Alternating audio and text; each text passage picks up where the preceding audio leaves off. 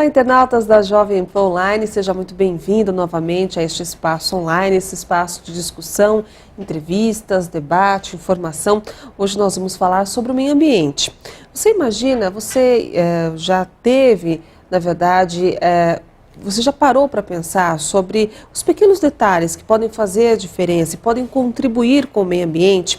Segundo os especialistas, um banho de 15 minutos pode consumir até 135 litros de água. É muita coisa, realmente. Medidas simples, como, por exemplo, reduzir este tempo de banho para 5 minutos, já seria um grande benefício para o meio ambiente e para todos nós. E é sobre isso que nós vamos conversar a partir de agora com o Dr.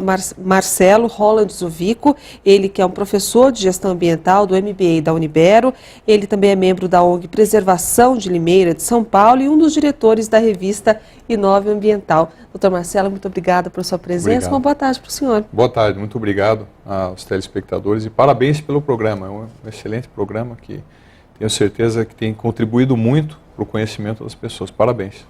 A revista Inova Ambiental, inclusive, é uma revista que já estará na banca a partir do próximo mês. Vamos aproveitar para mostrar uma das edições que já está em circulação e a partir do próximo mês, portanto, essa revista já estará sendo comercializada, ela que é especializada nesta questão do meio ambiente. Doutor, hoje nós vamos tratar de pequenas dicas, né? Simples dicas que podem fazer muita diferença para o meio ambiente. Entre elas, a questão da água. Nós já citamos aqui a contribuição que um banho menor já pode fazer ao meio ambiente. Que outros tipos de cuidados nós poderíamos ter em casa e também na nossa vida social? Olha, senhora, esse assunto é muito importante, muito relevante para todos nós. A utilização de sacolas plásticas. Né? Nós temos um período, a natureza necessita de 100 anos para conseguir reciclar uma sacola plástica que a gente utiliza largamente. Além do fato de muitos lixos serem não devidamente colocados para retirada por parte da prefeitura e acabam entupindo as bocas de lobo. Isso causa um outro problema para o nosso meio ambiente. Então são questões que vão mudar ao longo do tempo, tenho certeza. Antigamente as pessoas, no lugar das sacolas plásticas, se utilizavam de sacolas de papelão, né, que é muito mais fácil de ser reutilizada e reaproveitada pelo meio ambiente. Agora, a consciência maior das pessoas que utilizam, que somos todos nós, vem no sentido de levarmos de casa uma sacola. Um simples ato como esse já pode mudar todo o comportamento de uma sociedade. Agora, isso existe uma grande dificuldade porque todos nós usamos as sacolas plásticas dentro de casa. É difícil a gente ver uma família que não usa uma sacolinha para um lixo, para alguma coisa assim. Então eu uso consciente de plástico, eu uso consciente de madeira, né? Darmos sempre preferência quando a gente vai comprar alguma coisa de madeira. Procurar saber se essa madeira tem o certificado de ser reutilizada em florestas e plantio que foram feito o projeto de reflorestamento. Até quando a gente vai comprar alguma coisa de madeira, também é importante saber a origem dessa madeira, que não foi desmatado. Né? Doutor, o senhor comentou a respeito das sacolinhas de plásticos, realmente todos os ambientalistas estão muito preocupados com essa questão.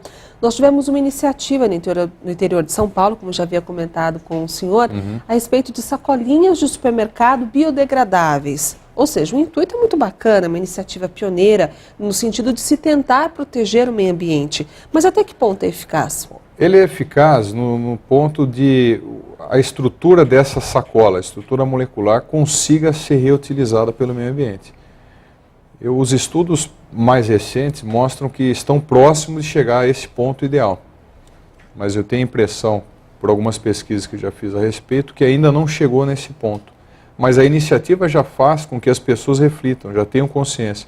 Parabéns pela cidade que teve essa iniciativa. Isso realmente mostra que o nível de consciência de alguns prefeitos, de algumas pessoas, de algumas cidades, realmente é muito evoluído. É isso que a gente pretende. Doutor, como o senhor disse, muitas pessoas acabam utilizando essas sacolinhas como sacos de lixo. No entanto, o próprio saco de lixo também faz muito mal ao meio ambiente. Qual seria a alternativa, então, para esse problema? Para esse problema, hoje não tem alternativa.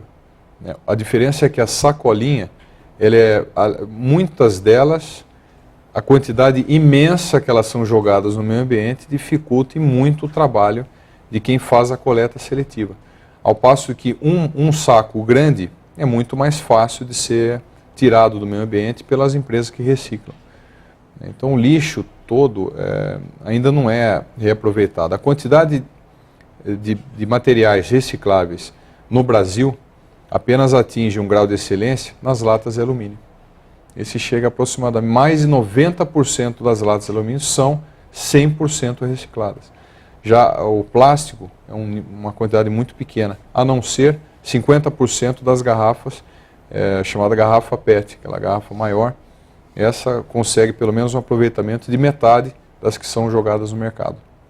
E no caso das garrafas PETs, né, o senhor disse que a reciclagem chega a aproximadamente 50%, mas Isso. nós vemos que elas ainda estão muito presentes nos rios, nos mares, né, até mesmo nas enchentes. Quando nós tivemos enchentes aqui em São Paulo, elas ficaram muito evidentes. Esse problema ficou muito evidente. E nós tivemos uma iniciativa isolada, ainda não de forma muito disseminada, que é a questão das garrafas retornáveis de vidro. Super importante. Né? Como é que o senhor vê? Ainda não houve uma adesão tão significativa da população, mas como é que o senhor vê esse problema? Olha, essa iniciativa partindo das indústrias realmente beneficiará todos nós. Uma garrafa de vidro demora muito mais tempo para ser reciclada do que aproximadamente o vidro na natureza demoraria 1000 anos para que o meio ambiente se prontificasse de reutilizar os produtos do vidro. Mas o fato da gente poder reciclar e reaproveitar no lugar da garrafa PET é um grande benefício. A gente tira essa garrafa do lixo. Né? Então a reciclagem do vidro e a reutilização pelas indústrias de bebida realmente vai fazer uma grande diferença. Antigamente era muito assim, né? Quase tudo era os refrigerantes todos em garrafas de vidro. As cervejas. Cerveja. Né? Agora, o custo de reciclagem desse material, ele compensa, assim como no caso do alumínio? Olha, movimenta uma grande quantidade de catadores, né? Não só de papelão, mas de plástico, de metais, enfim. A média aproximada de alguns estudos é de 800 a R$1.000 que eles conseguem ao mês se trabalharem. É um trabalho muito pesado. Mas a contribuição que essas pessoas dão para o meio ambiente é muito significativa. Que se eles não fizerem, quem vai fazer por nós? Então, a iniciativa deles realmente, além de movimentar a economia, né, são pessoas que estão, pelo menos movimentando minimamente, mas estão, a economia local, estão trazendo um grande benefício para o meio ambiente, para todos nós. Então eles tiram esse material de circulação e levam para locais que vão reciclar. A nossa consciência é o que deve imperar no nesse momento tão importante para o meio ambiente. Então são pequenas atitudes que nós devemos tomar. Doutor, recentemente o Limpurb, que é o órgão aqui da Prefeitura de São Paulo, que é responsável pela reciclagem, enfim, divulgou um dado de que apenas 0,7% do lixo produzido na cidade passa por um processo de reciclagem, ou seja, é um índice muito baixo, muito pequeno. Na sua avaliação, qual que é o principal entrave para que essa questão da reciclagem se desenvolva aqui na capital paulista? Primeiro entrave é a consciência. Até um exemplo, as crianças muitas vezes acabam nos ensinando muito mais do que nós já sabemos. As crianças nos dão exemplos que realmente nos fazem pensar e refletir sobre o meio ambiente. Então, uma das situações que causa um grande empecilho é a viabilidade econômica desse projeto. Então, como isso não gera tanto recurso financeiro para quem recicla, o interesse em empresas que vão reciclar é menor. Talvez por falta de incentivos governamentais, incentivos em impostos. Então, imagine que uma empresa que recicla tenha todos os benefícios fiscais tributários do governo. Acredito que mais empresas irão se interessar pelo assunto. Até porque eles estão prestando um grande serviço à humanidade, não é para nós. O meio ambiente, a gente não pode pensar não só o meio ambiente da nossa casa, o meio ambiente da nossa cidade, o meio ambiente do nosso país, mas o meio ambiente do planeta. A população também reclama da dificuldade de encaminhar esse lixo. A prefeitura tem alguns caminhões que fazem a coleta seletiva, mas ainda em número bastante reduzido. Ou seja, se houvesse um investimento nessa área também, provavelmente a adesão da população seria maior. Certamente, inclusive na informação. Porque muitos falam, por que você não recicla no seu prédio? Ah, porque o síndico resolveu. Não, mas não é assim, não é questão do síndico. Você pode reciclar, independente do prédio fazer a coleta. Apenas a gente tem que se informar na subprefeitura qual o horário exato que aquele caminhão e o dia da semana que aquele caminhão vai passar. Que são esses caminhões que vão fazer a coleta seletiva. Então falta um pouquinho também de informação para toda a população em saber que existe sim a coleta seletiva do bairro. Basta saber qual o dia e o local que ele vai passar, que o caminhão vai passar, e para isso separar o material ao longo da semana. Doutor, ainda sobre esses cuidados que nós podemos ter no dia a dia, existe um conceito que já é, como o senhor disse, já bem difundido na Europa, por exemplo, que é a questão do telhado verde. Queria que o senhor explicasse essa iniciativa e como é que funciona na prática. O telhado verde é super importante. O aquecimento global se dá em virtude da camada de ozônio estar se perdendo pela utilização desenfreada de combustíveis derivados de petróleo, os combustíveis fósseis. O que acontece? Todos nós que usamos nossos carros, todos nós degradamos o meio ambiente, jogando na camada de ozônio uma quantidade muito grande de gás carbônico. Então, a utilização desses combustíveis acaba aumentando o buraco na camada de ozônio, portanto, contribuindo para o aquecimento global. É quase imperceptível o aquecimento global, até porque a gente não tem experiência de 150 anos para saber como era no passado. Mas os cientistas mostram que a temperatura vem aumentando. Então isso vem causando um grande problema para o mundo e para o planeta Terra. Então a utilização de telhados, o chamado telhado verde, contribui nessa troca do gás carbônico pelo oxigênio. Como? Plantando em cima do telhado. São plantas, toda uma estrutura em cima da laje que tem que ser montada para que ela suporte essa quantidade de peso, que vai ter naturalmente de mais terra, mais o plantio de algumas espécies que vão contribuir para essa troca. Além do que, a temperatura interna do ambiente é muito mais agradável, né, do que um telhado de telhas normais. Então, além de contribuir com o bem-estar, a família vai se sentir uma temperatura mais confortável. A troca do gás carbônico pelo oxigênio contribui também para pelo menos tentarmos parar o aumento da camada de ozônio. Doutor, e a questão do custo? A gente sabe que é uma iniciativa super importante, mas esbarra nessa questão também. É acessível? É acessível. O custo leva em consideração, serão feitos drenos para que a água em excesso ela consiga pelo menos ter o fluxo normal. Que imagina só um telhado. Basicamente o que o engenheiro irá projetar é uma caixa em cima do telhado. Então, no local do telhado, precisa fazer primeiramente o isolamento de toda essa parte da laje, para que a água não infiltre embaixo, e acaba comprometendo a estrutura da casa. Acaba comprometendo. Então, o peso, o sobrepeso que será colocado deve ser avaliado pelo engenheiro, uma pessoa da área, e alguns drenos para que consigam fluir essa água em excesso. Então, o peso realmente, além da proteção, de não infiltração da laje, tem que ser calculado se ela vai suportar o peso em excesso. Então, realmente, leva em consideração uma série de fatores. Pode ser que custe mais caro, pode ser que custe menos caro. Vai depender da estrutura que a casa já apresenta. Mas é uma iniciativa excelente. Agora, todas as pessoas da terceira idade, elas costumam dizer que é muito importante ter um jardinzinho que seja, uma hortinha em casa. Primeiro, porque é interessante você poder cuidar de uma horta, enfim, mas também pela questão da absorção da água da chuva. Né? O que nós podemos fazer? Às vezes você já entra numa casa que já está totalmente construída, você não tem essa opção. Mas que tipos de iniciativas nós poderíamos ter para contribuir? Além da troca de gases, né, do gás carbônico para o oxigênio, tem o problema da impermeabilização do solo. O que acontece em São Paulo, nas grandes cidades, muito asfalto, muito concreto, a água não tem para onde ir. Então ela acumula justamente na boca de lobo, que vai acabar entupindo porque tem o saquinho lá do supermercado e assim por diante. Então é um problema sério. Certamente os vasos, ou um vaso ou dois, vai contribuir, mas não de forma significativa. O melhor é cultivar jardim em casa. Quem puder, né, e tiver essa iniciativa é super importante. Além do fato do jardim gerar, para quem está cuidando, uma aproximação maior com o meio ambiente. Isso é super importante. Isso ajuda a desenvolver a consciência que é tão necessária para nós, de cidades grandes, né?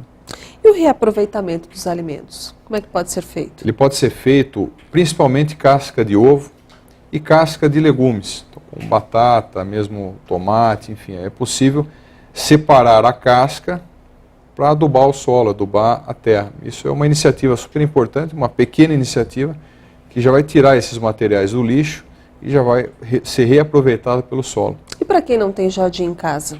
Ele pode fazer da seguinte forma: o lixo orgânico não tem saída, né? Ele tem realmente que separar para a coleta municipal. Mas utilizar papel. Então quase a gente acha bobagem, às vezes vai anotar um telefone, alguma coisa, pega uma folha sulfite em branco. A consciência de reutilização, pequenos atos. Eu vou fazer um bloco de anotação, enfim, eu vou distribuir em casa para reaproveitar o papel. Cartolina que eu tenho em casa, vou doar para uma escola, as crianças trabalham com esse material, né, na elaboração de um cartaz, alguma coisa. Então é super importante, são pequenas atitudes, na verdade, que vão fazer a grande diferença. Doutor, mas e no caso, por exemplo, do reaproveitamento dos alimentos? O senhor disse que pode ser usado em hortas, enfim. Mas para quem não tem jardim em casa, para quem não tem uma horta em casa, esse reaproveitamento dos alimentos pode se dar de que forma? O reaproveitamento dos alimentos, nesse caso, ele não pode ser feito. O Brasil não suporta, a estrutura toda de encanamento no nosso país não suporta a reutilização jogando no esgoto. Nos Estados Unidos é muito comum o triturador na pia. Então é comum, o lixo americano é seco. Eles usam muito material reciclado, eles reciclam bastante. Então normalmente o que eles fazem com o resto de alimento? Eles jogam na pia. Porque toda a pia, em toda a casa americana, tem um triturador. O cano é mais grosso para suportar aquela quantidade, e o resto de osso, então comer um frango, comer alguma comida mesmo, eles jogam na pia com água, ligam o triturador e aquilo vai para o esgoto. O esgoto vai se incumbir de preparar esse alimento e torná-lo apto a adubo, a virar adubo. O tratamento de água e esgoto que vai fazer esse papel. Nossa, que interessante. Mas no Brasil nós não temos essa tecnologia, porque não suporta. Se nós colocarmos um cano e começarmos a triturar comida, certamente o cano vai entupir, porque ele não tem o mesmo calibre de um cano na casa dos Estados Unidos. É outro padrão de construção. Então a gente fica numa situação, não tem o que fazer, tem que realmente jogar o lixo fora, separar o lixo orgânico dos lixos recicláveis. Na Europa, doutor, o senhor falou sobre essa iniciativa nos Estados... Essa iniciativa não, né? Sobre esse hábito nos Estados Unidos, né? E na Europa, é parecido? A Europa eu acredito que é um pouco mais evoluído até que os Estados Unidos. O alemão, ele tem o hábito de separar não só o vidro, mas ele separa os vidros em cores diferentes. Então, todo o quarteirão tem um projeto interligado com o serviço da prefeitura de reciclagem de materiais. Então veja, existe um recipiente que vai coletar todo o vidro daquele quarteirão. Dentro desse recipiente tem para vidro translúcido, vidro verde, vidro marrom, vidro, enfim, são todos os tipos e cores de vidro. Por quê? Porque são formas diferentes de reciclagem desses materiais. Eles consomem muita garrafa de vinho. Então o tempo todo toda a família alemã tem 1, 2, 3 garrafas na semana para poder ser reciclado. Então acontece muito isso. O outro fato que eles usam recipientes diferentes para diferentes tipos de material de papel. Então tem um para cartolina, outro para caixa de papel, outro para papel, outro para cartaz, ou tem alguns papéis laminados, que é super difícil a reciclagem. Então as embalagens, normalmente de leite, de suco, ela tem uma camada de alumínio. Para reciclar esse material é super caro e super difícil. Então as empresas até faz parte de uma responsabilidade ambiental que elas mesmas tenham condições de reaproveitar esse material que elas vendem. Doutor, o senhor também é professor, né? O senhor leciona a disciplina de responsabilidade social das empresas.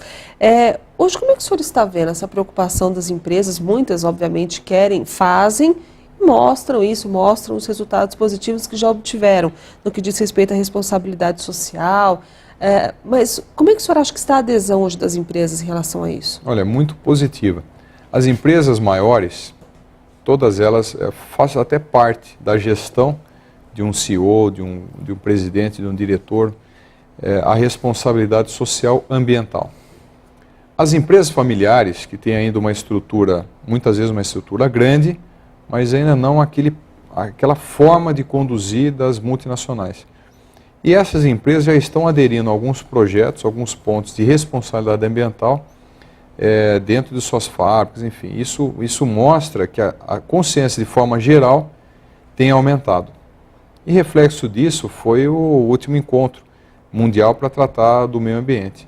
Aquele entrave entre alguns países como China e Estados Unidos para assinar o protocolo acabou emperrando, porque todos os países que não têm a quantidade de poluentes jogados diariamente para o meio ambiente, eles concordaram rapidamente, mas os demais, os dois maiores poluidores do planeta, não queriam assinar as responsabilidades assumidas nos próximos anos.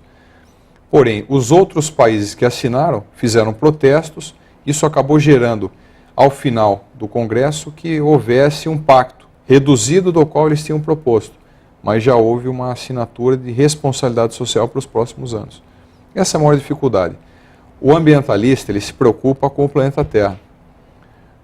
O empresário, de forma geral, o economista, ele está preocupado com dinheiro, com recursos financeiros. Então a dificuldade maior é essa conversa, essa interseção entre a responsabilidade ambiental e os interesses econômicos.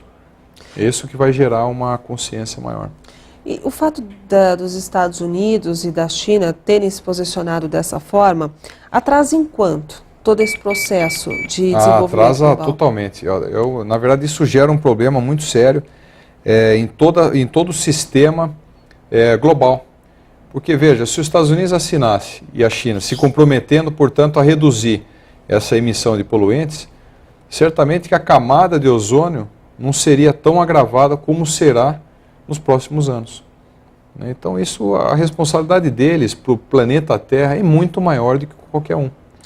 Doutor, aqui em São Paulo nós temos a CETESB, que faz o acompanhamento, a fiscalização enfim, dos acidentes que nós temos nessa área. Mas existe aqui em São Paulo alguma lei que realmente responsabiliza ambientalmente uma empresa que esteja poluindo ou que cause algum acidente ecológico no estado, por exemplo? Existe. Não só a lei municipal, mas a lei federal. A Lei Nacional do Meio Ambiente, ela é muito rigorosa. O que falta para que ela seja cumprida? Fiscalização. O Ministério Público, que cuida dessa parte, ele tem um órgão especializado, que é o Ministério Público relacionado ao meio ambiente. Então ele está preocupado com todas essas questões. Mas, de fato, a falta de material humano de fiscais, de pessoas que estão sempre ligadas nas denúncias, fiscalizando, isso é o maior problema que eles enfrentam hoje. Quando eles tomam conhecimento, eles tomam sempre medidas enérgicas, aplicando a lei. A lei é muito rigorosa. Então, na verdade, a gente não precisa de novas leis, a gente precisa do cumprimento das existentes. Esse é o maior conflito do gestor ambiental. Então, aquela necessidade de se aplicar a lei, muitas vezes, pela ausência, leva aos infratores do meio ambiente aquela sensação de impunidade. Olha, eu posso fazer isso porque ninguém vai fiscalizar mesmo, então... O problema maior é esse, a fiscalização das leis já existentes. Doutor Marcelo, nosso tempo já está se encerrando, mas antes de nós acabarmos, eu gostaria que o senhor fizesse uma avaliação sobre o que realmente, às vezes, acaba motivando uma empresa a se transformar, a ser responsável ambientalmente, que é justamente a cobrança da população, o papel da população diante de uma empresa que não é ainda responsável ambientalmente. Queria que o senhor falasse um pouquinho sobre isso. Muito obrigado. Esse é um ponto super importante. As empresas, como um todo, elas devem ter a consciência de que se elas não fizerem nada, elas mesmas estarão condenadas ao insucesso. Isso não é para agora, para já, mas é para os nossos filhos. Então, como estão à frente pessoas gabaritadas, que normalmente têm essa consciência da importância de preservar o meio ambiente, dependem exclusivamente delas essas iniciativas maiores. E se todos nós dermos exemplos dentro de nossas casas, certamente esses exemplos irão ser levados até essas indústrias, porque naturalmente as pessoas que dentro de casa têm essa consciência, terão a consciência na fábrica, e irão cobrar quando não existe essa iniciativa. Então eu acho que é super importante, o empresário ele tem um grande papel social, não só de gerar empregos e trazer riqueza para o país, o crescimento do país depende deles, mas também o sucesso para a vida dos nossos filhos e netos dependem deles. Então a responsabilidade deles é muito grande. Doutor, para quem tiver algum tipo de dúvida, algum esclarecimento, quiser entrar em contato com o senhor, qual o canal de contato? Fique à vontade, pode mandar um e-mail, marcelo@zovico.adv.br, ou mesmo telefone, tem o telefone, pode ligar no escritório, 3499-9933. Existe um site também, né? Tem o site da nossa revista, que é super acessado, que é o www.inoveambiental.com.br. Tá certo, nós conversamos aqui na Jovem Pan Online com o Dr. Marcelo Holland Zovico, ele é professor de gestão ambiental do MBA da Unibero, é também membro da ONG Preservação de Limeira de São Paulo e um dos diretores da revista Inove Ambiental. Dr. Marcelo, muito obrigado por sua presença aqui na Jovem Pan Online e uma boa tarde para o senhor. Muito obrigado pela atenção e obrigado pela entrevista. Obrigado. A você da Jovem Pan Online, espero que vocês tenham gostado dessa nossa conversa, desse nosso bate-papo. Fique conosco, acompanhe toda a nossa programação e até o nosso próximo encontro.